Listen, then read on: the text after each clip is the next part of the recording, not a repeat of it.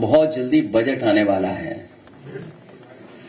और बहुत सारी बातें उसमें साफ हो जाएंगी।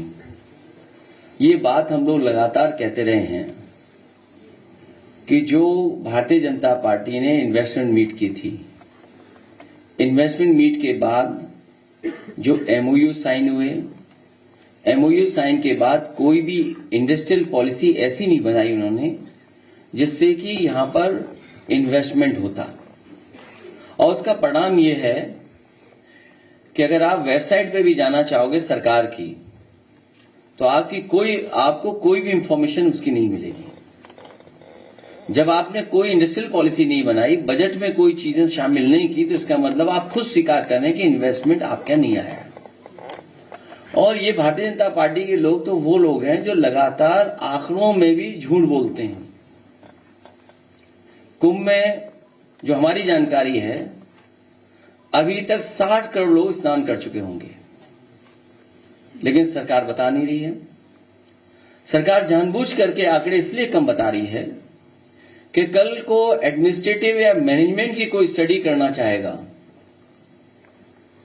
तो जो इनका फेलियर रहा है, जो इनका मिसमैनेजमेंट रहा है, उसकी जानकारी हो जाएगी। ये कुंभ का मिसमैनेजमेंट की स्टडी ना हो, इसीलिए जानबूझ करके गिनती कम बता रहे हैं। हमारा सरकार से अपील है कि बहुत सारे बुजुर्ग 65 साल से ऊपर, 70 साल से ऊपर, वो लोग स्नान नहीं कर पाए हैं। वो स्नान करना चाहते हैं, पुण्य और इस तरह के धार्मिक कार्यक्रमों में शामिल होना चाहते हैं। तो मेरी सरकार से यही अपील है कि एक समय पर 75 दिन का होता था ये कुंभ। सम्राट हर्षवर्धन के समय पर जो कुंभ का आयोजन होता था बहुत लंबा होता था। उस समय जहां दूर दूर से लोग, हर धर्म के लोग आकर के उस कुंभ में शामिल होते थे, स्नान करते थे और दान कर करके भी जाते थे।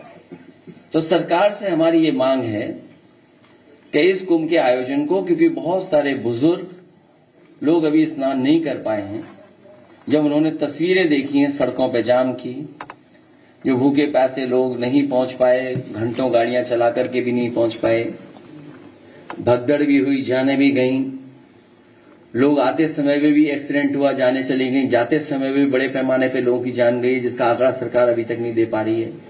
सरकार ने पहले ही कहा था कि हमने ड्रोन लगा करके